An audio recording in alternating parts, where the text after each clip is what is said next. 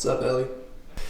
Alright, today is the day. You guys are gonna be so happy for me and so excited and all of this good stuff because we're turning off Sound Actor right now.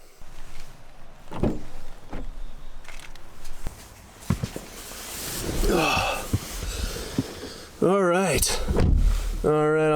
We have our handy dandy Amazon Fire tablet. This is, you've seen it probably plenty of times on the channel. This is what I use for my OBD11 tweaks and everything. Now I'm probably gonna have to update the app because that's usually how it goes each time I do something with OBD11. I haven't done anything with OBD11 since the GTI. All right, I didn't think I needed to do this, but I'm gonna just repark. I'm gonna go right in the garage. Oddly enough, I have some individual driving around my house, very suspiciously, so nice. I like that. It's good to be home. All right, so now, the all-important connect to OBD11. Fire up auxiliary mode. We got better connection in here as well, so cross your fingers, guys.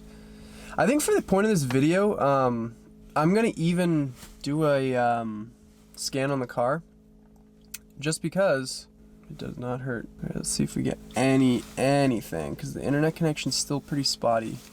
I'll open the door, let's see what that does. Alright, so it took a lot of work, but we're finally connected to the Golf R. We're gonna scan it, we're gonna see what could potentially be wrong with my Golf R. I don't think anything's wrong. We don't have any lights or anything, but you know, it doesn't hurt to look, because we got that big fat warranty, ladies and gentlemen. As to be expected, the scanning time does take a while. Alright, well, you know what? 6 faults. I really can't look through everything, but let's just look through our engine fault. Again, there's clearly no... If I go to faults, it's just exhaust. Exhaust door valve. Fascinating. But yeah, there's a decent amount of stuff you can do. In fact, there's a lot of stuff you can do.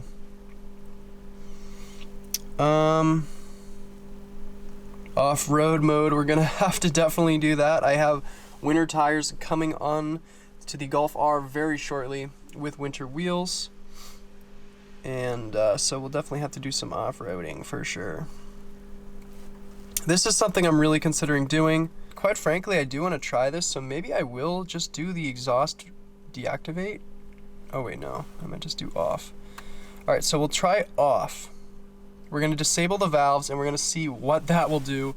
I guess because this video is more focused on sound, because we are killing Sound Actor, that we should totally definitely keep the valves open and see what that'll do.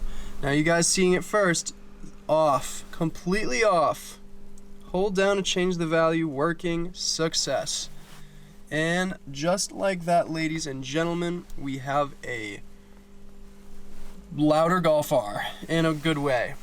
It'd be completely wrong to do all of this stuff to the Golf R and not take it for a proper drive. So that's what we're gonna do now. Before the battery dies, we're gonna give it a nice little start up.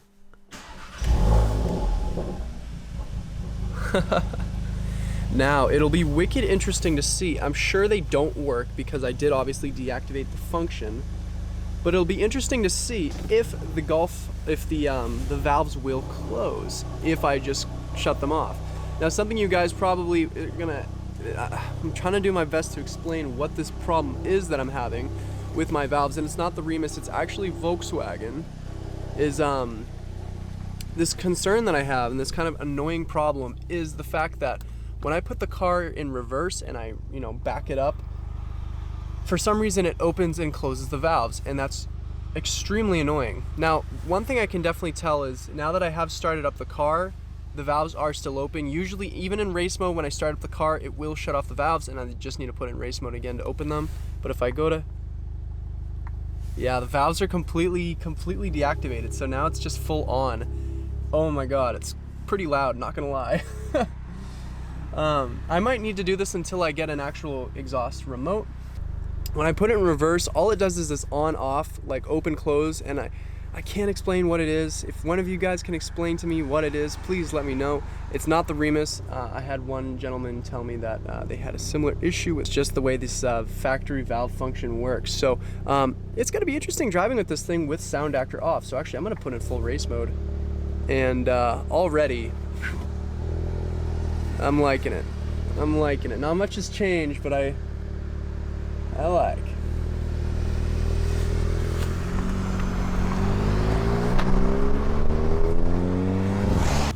Oh, this will be exciting. This is the first time driving with no Sound Actor on my Golf R.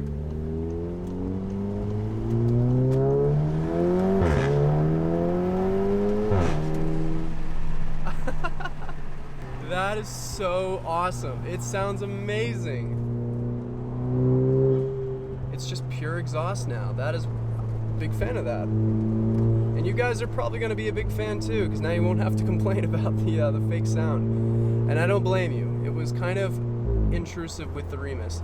Now, one thing I want to note is I did actually take out all that stuff for sound deadening. I've never heard what this thing sounds like without all that, you know, the seats folded up or seats folded down in this instance. And I don't know, it exaggerates the drive a little bit. It makes it a lot more cool, but yeah, it just makes it sound louder. The shifts, guys.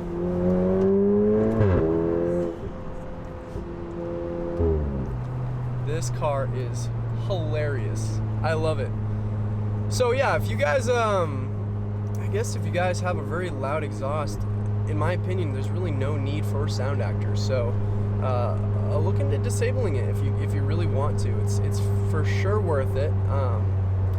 If you get a Remus, you're gonna have something that is just as loud as Sound Actor, if not a little bit louder, and I would say louder. So you definitely don't need it, and there's just too much going on with Sound Actor and a loud exhaust, and especially with the valves open all the time like I've done, which probably I may revert back to.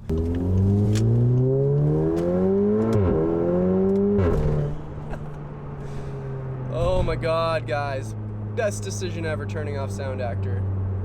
It just sounds way more like a vehicle. It's, you know, that fake pumped-in sound. They did a good job at making it sound like it was a proper engine. A little bit off tone, I think more of a Subaru Boxer 5-cylinder Audi kind of sound, but it sounds good now. Sounds like a Golf. That's not a bad thing. So anyway, if you guys enjoyed this video, please be sure to leave a like and subscribe to the channel. My next goal is 5,000 subscribers, and guess what, guys? We're close. We're at 4,060, I think, 4,070. Yeah, I'll catch you guys in the next video. Peace out.